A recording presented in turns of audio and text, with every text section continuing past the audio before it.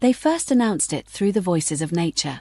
As he approached the prophet's dwelling, a butterfly with wings the color of midnight landed on his shoulder, staying there for several heartbeats before flying away toward the rising sun.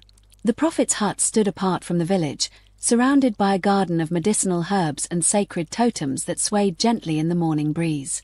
As Kwame approached, the smell of burning sage filled his nostrils, and the soft chanting of the prophet reached his ears. The walls of her dwelling were adorned with cowrie shells and ancient symbols, each telling its own story of wisdom passed down through generations. Inside, the old woman sat cross-legged on a woven mat, her eyes closed in deep meditation.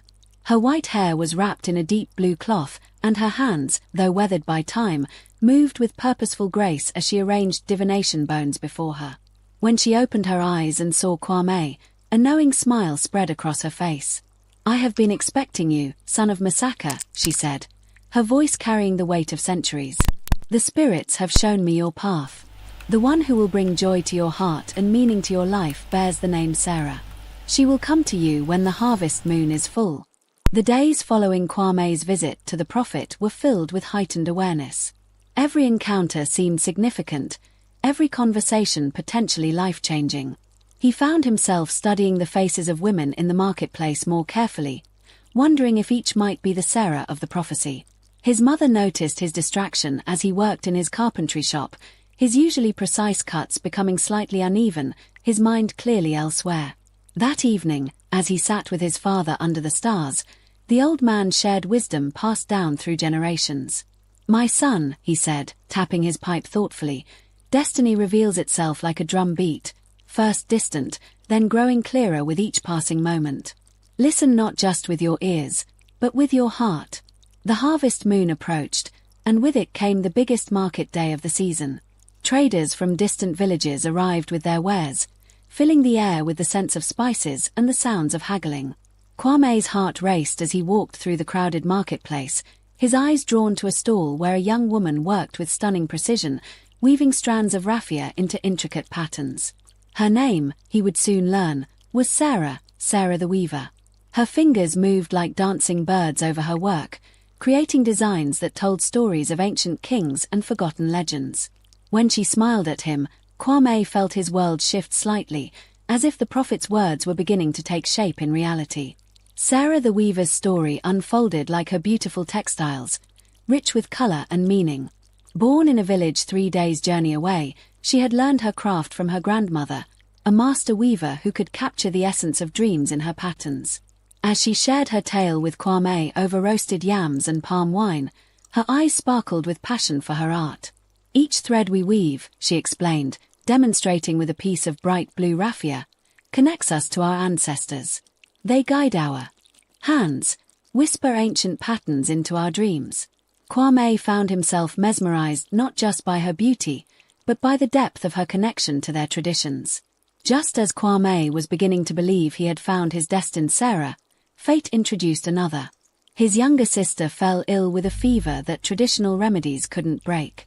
The village herbalist recommended seeking help from a gifted healer who had recently settled on the outskirts of their community. The healer's compound smelled of healing herbs and sacred woods. And there she was, another Sarah, her gentle hands preparing medicines with practiced precision. Sarah the healer moved with quiet grace, her knowledge evident in every careful measurement and thoughtful instruction. I'll continue with the next chapters, maintaining this level of detail and cultural richness. Would you like me to proceed with more chapters? Sarah the healer's story was as fascinating as her remedies. She had trained with healers from many lands, learning not just the properties of plants but the ways of reading the body's hidden languages. As she treated Kwame's sister, her movements were like a dance, precise yet flowing, each gesture carrying intention and power. The fever broke under her care, and with it, Kwame felt something break in his certainty about Sarah the Weaver.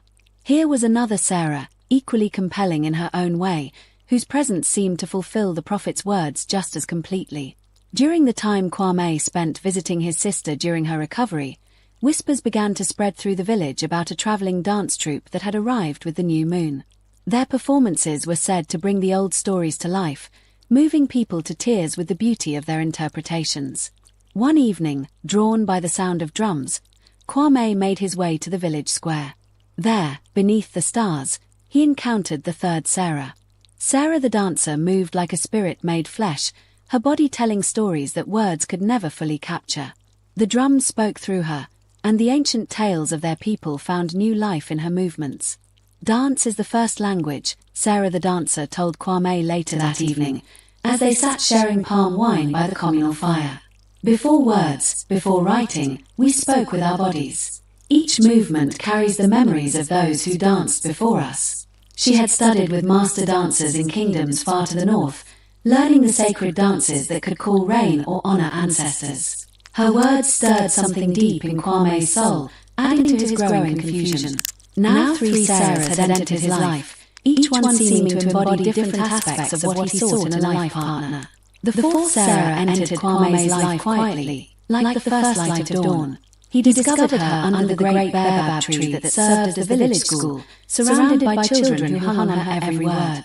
Sarah the teacher didn't just share knowledge. She awakened curiosity and wonder in her students, teaching them not only to read and write, but to question and understand the world around them. When their eyes met across the gathering of eager students, Kwame felt the same spark he had experienced with each of the other Sarahs, and his confusion deepened further. Sarah the teacher's approach to education went far beyond traditional learning. She taught the children to read not just from books, but from nature itself. The patterns of bird flights, the geometry of spider webs, the mathematics hidden in seashells. Knowledge is like a seed, she told Kwame during one of their conversations. It needs the right soil, the right care, and most importantly, the right season to grow.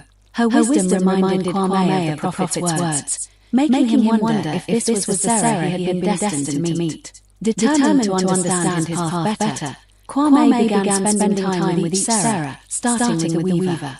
She challenged him to learn the basics of her craft, teaching him that love, like weaving, requires patience, attention to detail, and the ability to see patterns in seeming chaos. Under her guidance, his clumsy fingers slowly learned to create simple patterns, each attempt bringing him closer to understanding both the art and the artist. As Kwame's fingers grew more skilled at weaving, Sarah the weaver began sharing deeper secrets of her craft. Each pattern, she explained, held meaning beyond its visual beauty. The diamond shapes represented wisdom, the zigzag lines spoke of life's journey, and the spiral patterns reflected the continuous nature of existence. One evening, as the sun set and cast long shadows across her workshop, she revealed her most precious pattern, one passed down through generations of her family, said to capture the essence of true love. Love, like weaving, she said softly, is about joining different threads to create something stronger than its parts. Sarah the healer's teachings took a different form. She invited Kwame to accompany her as she gathered herbs in the early morning dew. Each plant, she explained, had its own spirit, its own story, and its own way of healing. The strongest medicines, she told him, are made not just with herbs, but with understanding and intention. As they worked together, preparing remedies for various ailments, Kwame noticed how her presence brought calm to even the most distressed patients. Her gentle strength reminded him of the ancient stories about healers who could mend not just bodies, but broken spirits. Sarah the dancer approached life as she did her art, with passion and complete dedication. She convinced Kwame to join in during one of her teaching sessions, showing him how every movement could be a prayer, every step a connection to the earth beneath their feet. Your body already knows the truth, she said, guiding his movements to match the rhythm of the drums. Sometimes the heart speaks clearest through dance. In these moments, moving to the ancient rhythms, Kwame felt a freedom he had never known before. Time spent with Sarah, the teacher revealed yet another perspective on life and love.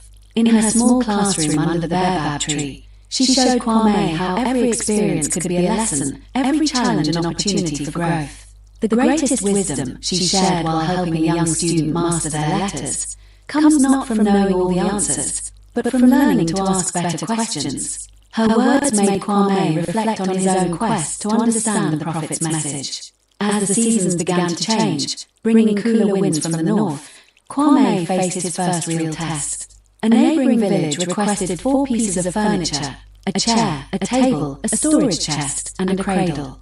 Each Sarah offered to help in her own way, the weaver with decorative elements, the healer with protective herbs to be carved into the wood, the dancer with designs that flowed like movement, and the teacher with symbols of wisdom and growth. This collaboration would prove to be both a blessing and a challenge, as Kwame struggled to balance their different influences while maintaining his own vision. In the cool morning air, Kwame began work on the 4 commissioned pieces. Each Sarah visited his workshop at different times, bringing their unique perspective to the project. Sarah the Weaver came first, unrolling delicate patterns she had created specifically for each piece. Her designs told stories of protection, prosperity, and growth, perfect for a young family's first furniture. As he traced her patterns onto the wood, Kwame found himself remembering the way her eyes lit up when she spoke of traditions passed down through generations. The patterns seemed to hold echoes of her voice, her laughter, her wisdom. Sarah the Healer arrived with a small bundle of sacred herbs and oils. "Wood remembers," she explained, showing Kwame how to treat specific parts of each piece. "These herbs will protect the family from illness and bring peaceful sleep to the baby." She taught him ancient symbols of healing that could be subtly carved into the wood's grain. Her knowledge of both the physical and spiritual aspects of healing impressed Kwame.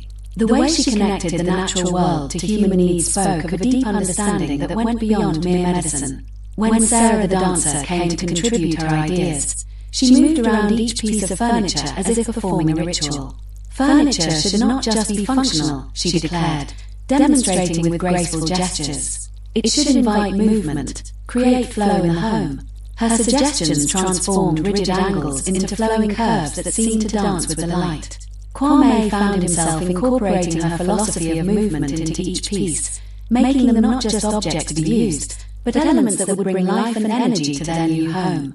Sarah the teacher brought ancient symbols and proverbs to be incorporated into the designs. "Each piece should teach something," she said, showing Kwame how to integrate Adinkra symbols into the carvings. "When the child grows up looking at these symbols, they will absorb the wisdom of our ancestors." Her thoughtful approach to making every object an opportunity for learning touched something deep in Kwame's heart. He saw how she wove education into every aspect of life, making the ordinary sacred through understanding. As Kwame worked to incorporate all 4 Sarah's influences into the furniture, he found himself facing an unexpected challenge. Each woman's contribution was valuable and beautiful on its own, but finding ways to harmonize their different approaches tested both his craftsmanship and his heart.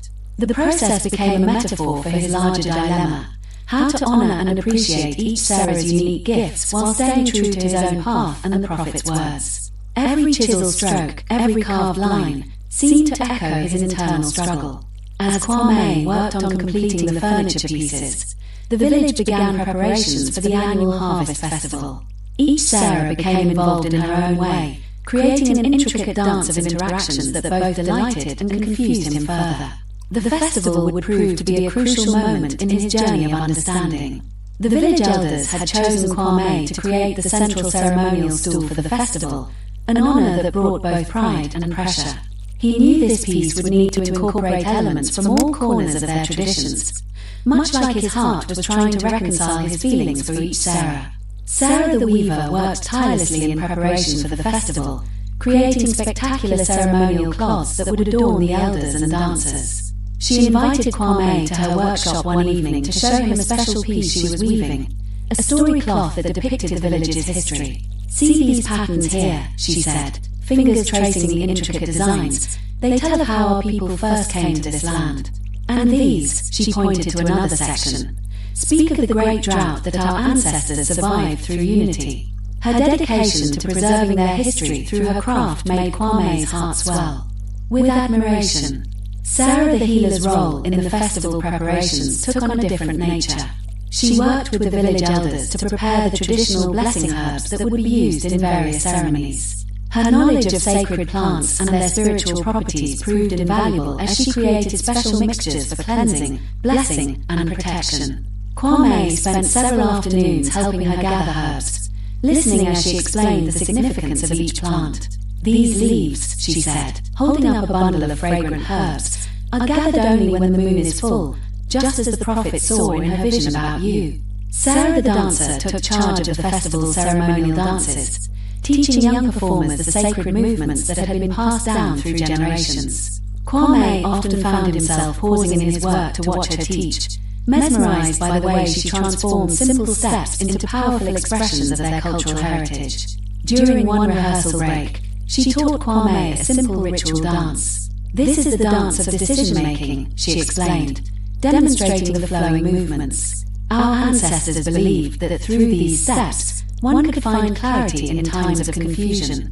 Sarah the teacher's contribution to the festival took the form of ensuring the younger generation understood the significance of each ritual and ceremony. She organized special lessons under the baobab tree, teaching children and young adults about the meaning behind the celebrations. "Our festivals are more than just celebrations," she told her students, with Kwame sitting among them one afternoon.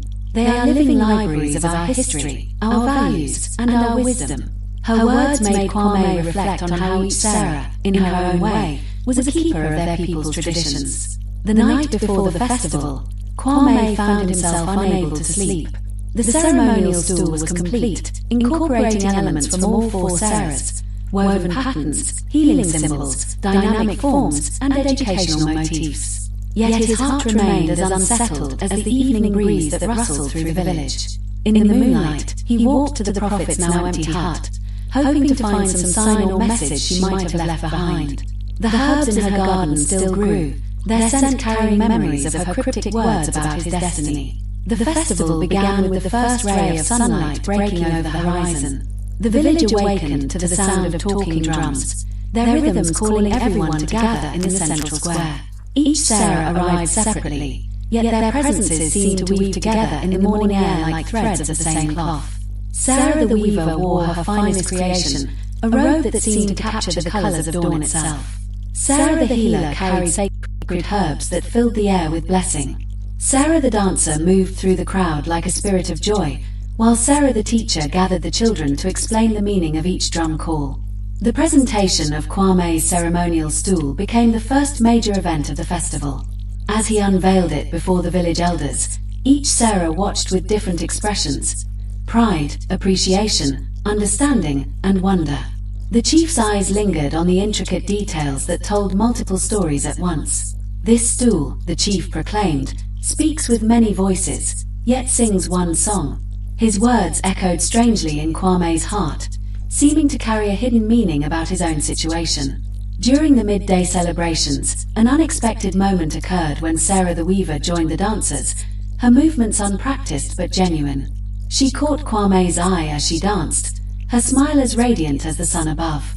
Her willingness to step outside her comfort zone to embrace another's art touched him deeply. Later, she confided, "Sometimes we must try new paths to understand our own better." Her wisdom seemed to apply to more than just dancing. As the afternoon progressed, Sarah the healer led a ceremony of thanksgiving, her voice rising in ancient healing songs that few still remembered.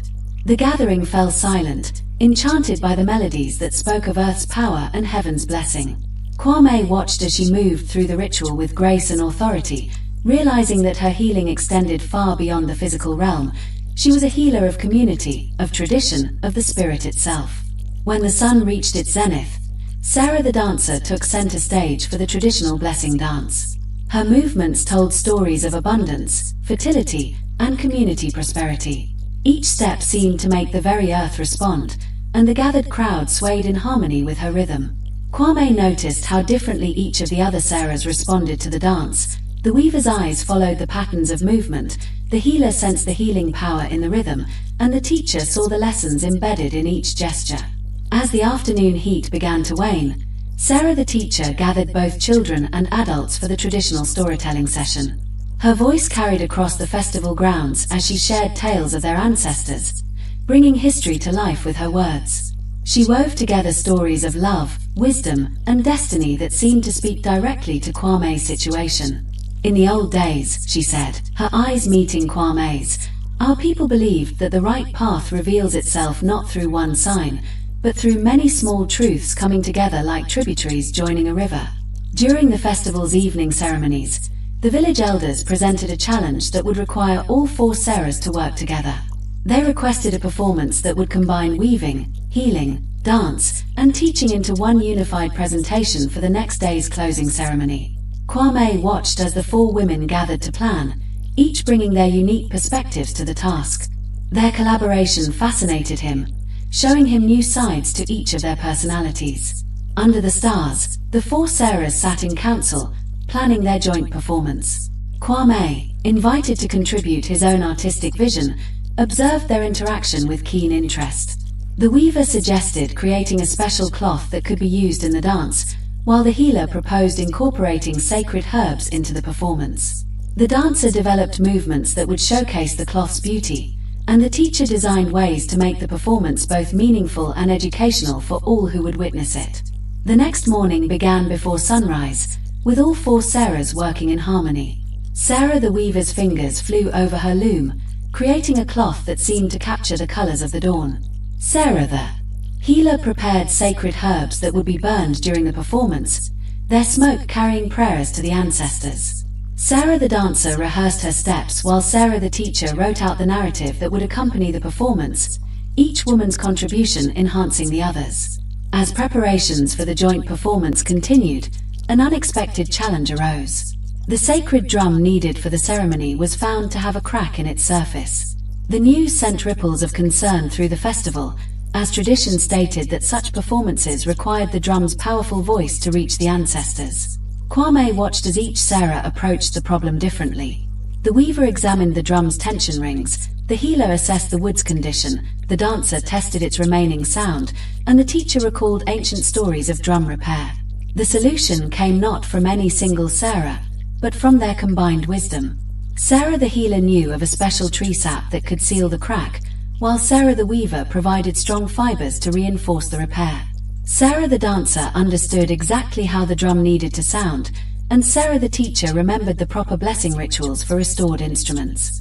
Watching them work together, Kwame began to understand something profound about the nature of love and harmony that he had never considered before.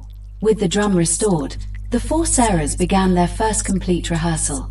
The performance they created was unlike anything the village had ever seen.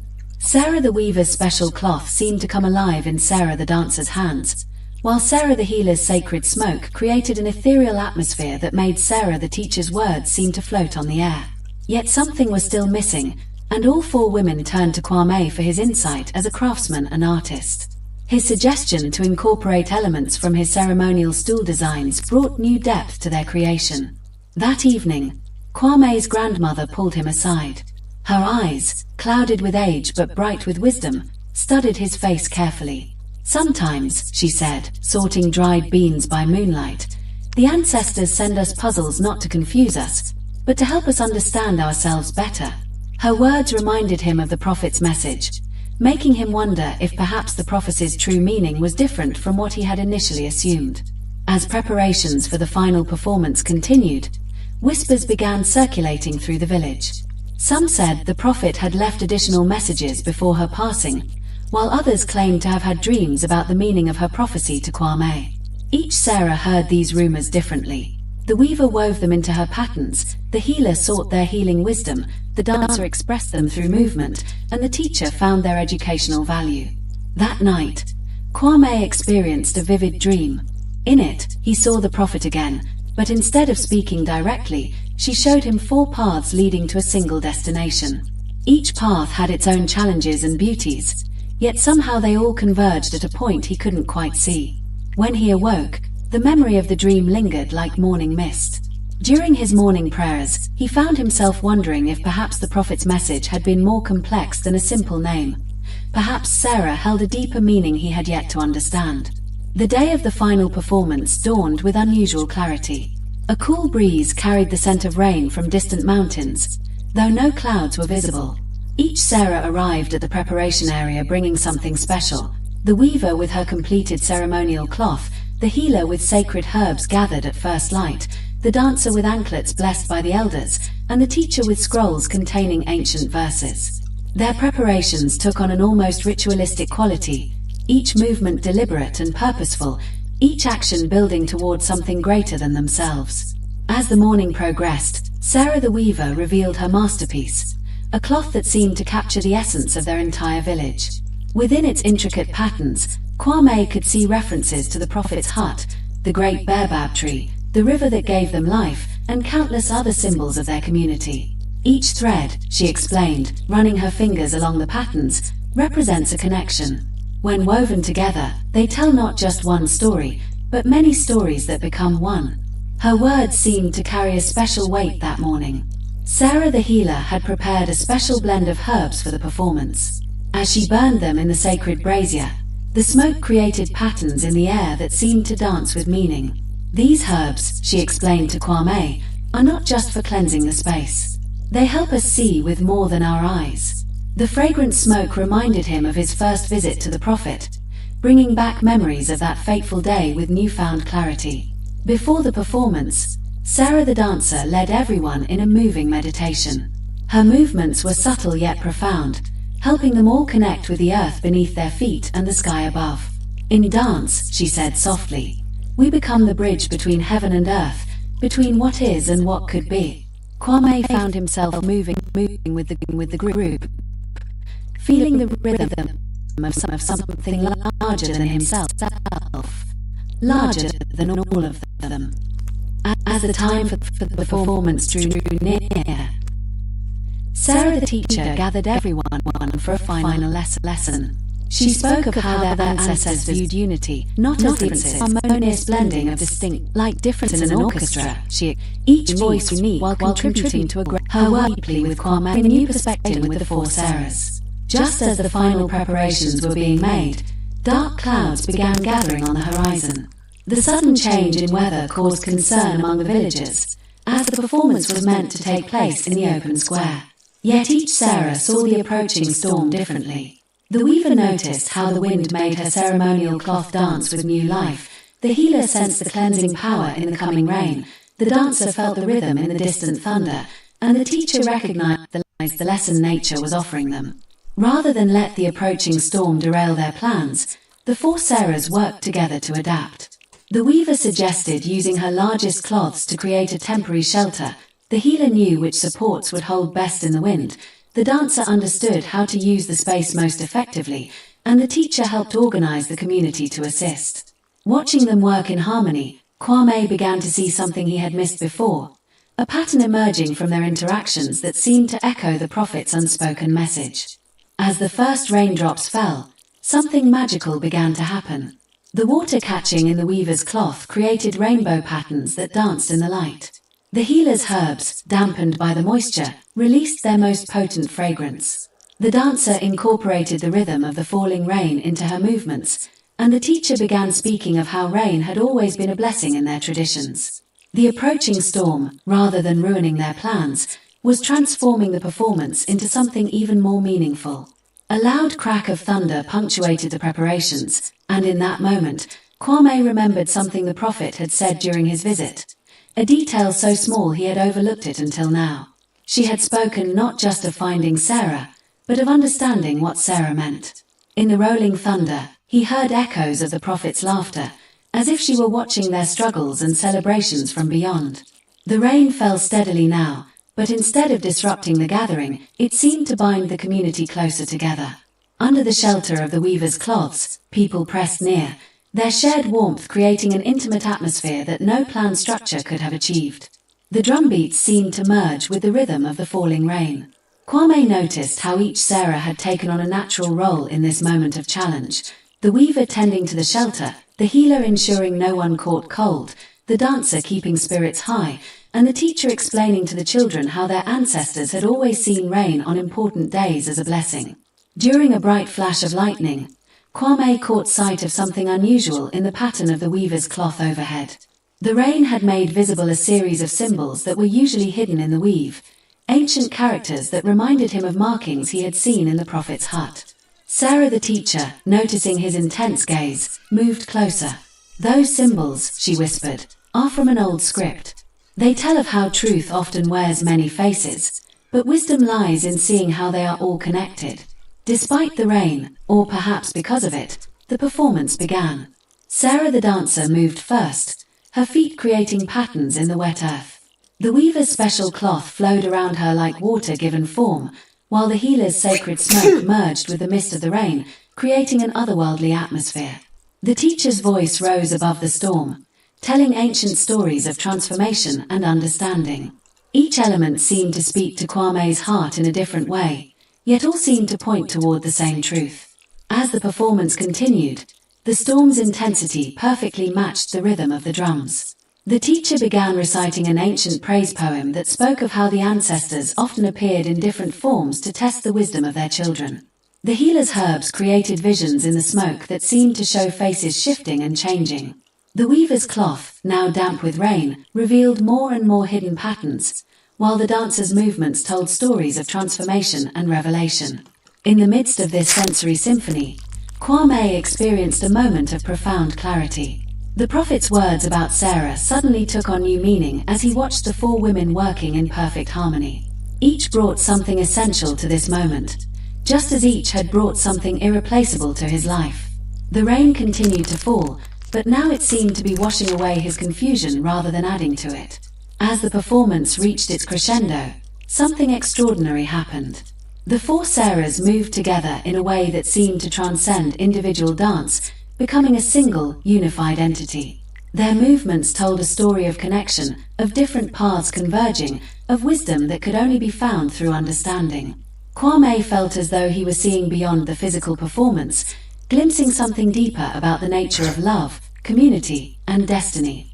The village elders, watching from beneath the shelter, began to murmur among themselves. They recognized something profound in the performance, a message that went beyond mere entertainment. The way the four Sarahs moved, the symbols revealed in the weaver's cloth, the healing smoke of the healer, the rhythmic storytelling of the teacher, and the transformative dance all seemed to be speaking a language older than words.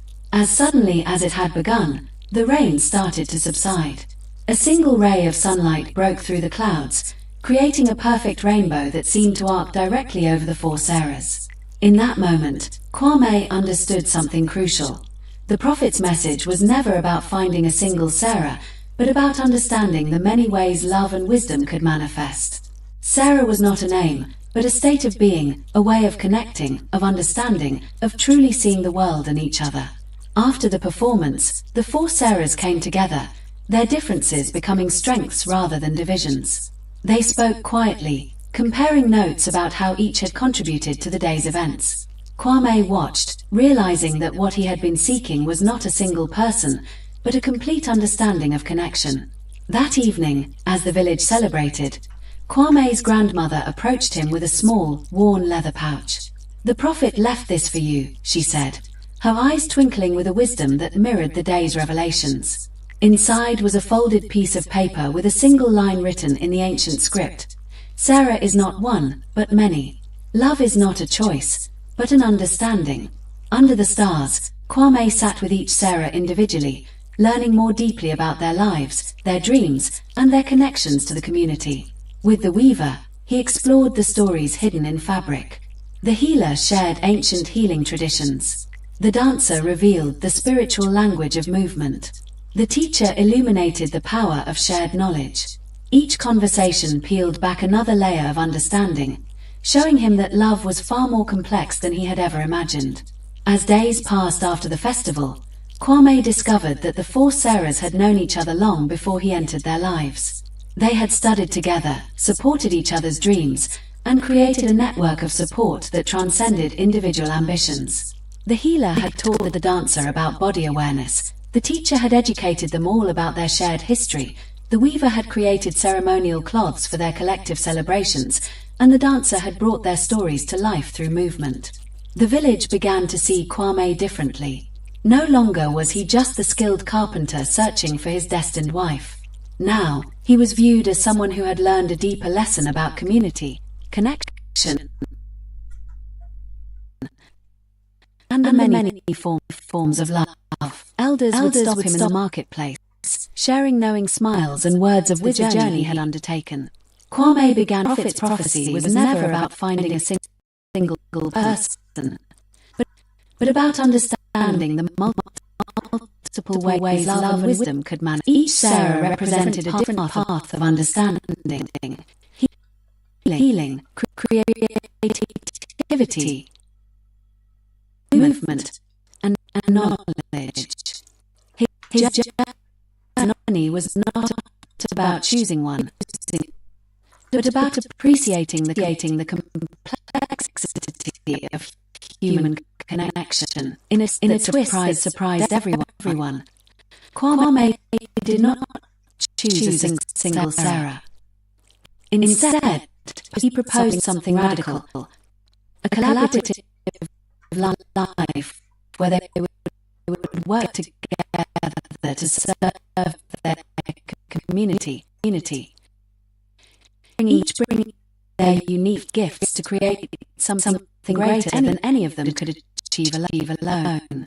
The four Sarahs were stunned, then intrigued, then gradually excited by the possibility. The village was initially shocked by Kwame's unconventional proposal. Some held up their heads. Community members found the idea intriguing. Asked, people became in Kwame's part. The four Sarahs would create parts healing and community unique skills, no companies unique living and carpentry for the home dawn healers builders open movement just latter this. Not everyone had her about patient worried about community gossip. The dancer feared losing her individual identity, and the teacher contemplated the educational impact of their unusual arrangement.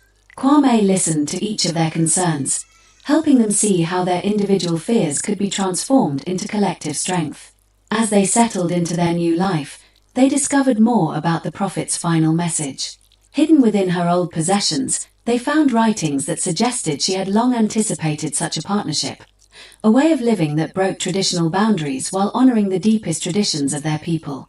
Their relationship became something entirely different from a traditional marriage. They were partners, colleagues, friends, and community leaders. Each brought her unique strengths to their shared life, supporting one another in ways that went beyond romantic love. The children of the village began to see a new model of partnership, one based on mutual respect, shared goals, and collective growth. Their first year together proved challenging and transformative. The community watched closely, expecting their unusual arrangement to fall apart. Instead, they saw something remarkable develop, a partnership that was stronger than any traditional marriage they had witnessed before. The weaver created educational textiles that told community stories. The healer established a more comprehensive healthcare system. The dancer developed new ways of preserving cultural traditions through movement. The teacher expanded educational opportunities for children and adults alike. During the first harvest season of their partnership, the entire village saw the fruits of their collaborative approach. Their shared land produced more crops than any individual farm, their combined knowledge solved community challenges more effectively, and their different perspectives created innovative solutions. Kwame's carpentry workshop became a center of learning, where traditional crafts met new ideas. Young people came to learn not just woodworking, but life skills that integrated healing, creativity, education, and cultural preservation. Word of their unique partnership began to spread beyond their village. Neighboring communities sent representatives to understand their approach. The four Sarahs and Kwame found themselves becoming unintentional leaders, showing a new model of community development that respected individual strengths while creating collective progress. Despite their success, they were not without personal struggles. Each had moments of doubt, of feeling overwhelmed, of wondering if they had made the right choice. But they had developed a way of supporting each other that went beyond traditional comfort, addressing each other's needs with deep understanding and respect. Their most significant project became a school that integrated all of their skills. Children learned healing alongside creative arts, movement alongside academic subjects. The curriculum they developed became a model that other communities began to study and adapt. 3 years into their partnership, the region faced its most challenging drought in generations. Where other communities struggled, Kwame and the four Sarahs demonstrated remarkable resilience. The healer's knowledge of water conservation, the weaver's ability to create shade cloths, the dancer's community organizing skills, and the teacher's strategic planning became crucial to their survival. They transformed their compound into a community support center, sharing resources, knowledge, and hope when all seemed lost. As the drought continued, their approach attracted attention from regional leaders. The healer developed innovative water preservation techniques. The weaver created cloths that could collect morning dew, The dancer organised community support groups, and the teacher developed educational programs about sustainable living. Kwame's carpentry skills proved equally important, as he designed water collection systems and created infrastructure that helped the community survive. During the most challenging moment of the drought, Kwame's mother brought out the prophet's original message. Reading it again, they realized the prophecy was never about a simple romantic partnership, but about a deeper form of love that could transform an entire community. The name Sarah, they now understood, meant more than an individual. It represented a state of collective wisdom and compassion. Government officials and regional leaders began to take notice of their unique approach. Some were impressed, others felt threatened by a model of community development that didn't follow traditional hierarchies. Kwame and the four Sarahs found themselves navigating political challenges while staying true to their vision. Children raised in their school and community began to show remarkable capabilities. They understood collaboration in ways previous generations had not, seeing strength in diversity and collective problem-solving as a natural way of living. The four Sarahs and Kwame realized they were creating more than just a community. They were planting seeds for a different kind of societal understanding. 5 years after their initial partnership, Kwame and the four Sarahs were invited to a national conference on community development. Initially skeptical, they prepared carefully, each bringing her unique perspective to their presentation. The weaver created a massive storytelling cloth that illustrated their journey. The healer prepared a presentation on sustainable community health. The dancer choreographed a performance that demonstrated their collaborative approach. The teacher prepared a comprehensive report on their educational innovations. Their presentation stunned the national leaders. What had begun as a local experiment was now showing measurable results: improved community health, increased educational achievements, and a more resilient local economy. The four Sarahs and Kwame spoke not as individual presenters, but as a unified voice that challenged traditional thinking about community development. In quiet moments between the conference sessions, each reflected on their journey. The weaver remembered her initial doubts about their unusual partnership. The healer recalled the challenges of breaking traditional expectations. The dancer thought about how movement and community were intrinsically linked. The teacher considered the broader implications of their approach. Kwame, listening to their reflections, realized how far they had come from his initial quest to find a single Sarah. Their approach began to inspire other communities. Delegations came from across the country to understand their model of collaborative living and community development. What had started as a personal journey had become a movement that challenged fundamental assumptions about partnership, community, and progress. Returning to their village, they found a community that had been transformed. The school they had started now served children from multiple villages. Their innovative approaches to agriculture, health, and education had created a model of sustainable living that was being studied nationwide. The prophecy that had once seemed so mysterious now appeared as a clear vision of collective potential. 10 years after their initial partnership, the impact of Kwame and the four Sarahs had spread far beyond their original village. Communities across the region had begun adopting their collaborative approach to education, healthcare, agriculture, and community development. Young people from various regions sought to learn their methods, creating a network of changemakers who understood the power of collective wisdom and diverse perspectives. On the anniversary of their partnership, they returned to the site of the prophet's old hut. Though the structure had long since fallen, the garden of medicinal herbs still grew wild and strong. They planted new herbs, creating a memorial that honored the woman whose cryptic prophecy had set their entire journey in motion. The healer carefully tended to the plants, the weaver created a commemorative cloth, the dancer performed a blessing dance, and the teacher documented their story for future generations. Years of working together had changed them individually and collectively. The weaver had become not just an artist, but a social innovator. The healer had expanded traditional medical practices with new approaches. The dancer had created entire new forms of cultural expression. The teacher had revolutionized educational methodologies. Kwame, too, had transformed from a simple carpenter to a visionary community leader.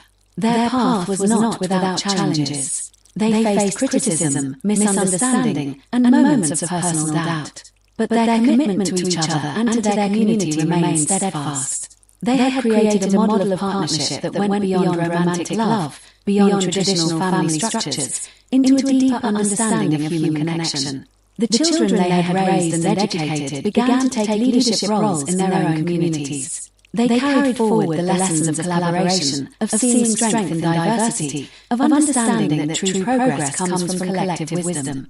Kwame and the four Sarahs watched with pride as their vision continued to grow beyond their own efforts. As they entered their 15th year together, Kwame and the four Sarahs gathered on the night of the harvest moon, the same moon under which their journey had begun. They brought out the prophet's original message, now framed and preserved, understanding now what had seemed so mysterious before. The name Sarah was no longer just a name, but a symbol of collective wisdom, of love that transcended individual boundaries, of a way of being that honored both individual strengths and community needs. The approach they had pioneered had gradually transformed national policies. Educational systems, healthcare models, and community development strategies began to incorporate the collaborative principles they had first demonstrated in their small village. What had started as a personal journey had become a national movement of understanding and collective progress. They began formally training a new generation of community leaders. Young people from across the region came to learn not just skills,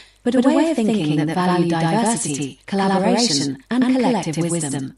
The weaver taught creative problem-solving, the healer shared holistic approaches to community health, the dancer demonstrated the power of collective movement and expression, and the teacher developed new educational methodologies. On the 20th anniversary of their partnership, they returned to the prophet's original site. The herbs they had planted years ago had grown into a lush garden, a living memorial to the woman who had set their journey in motion.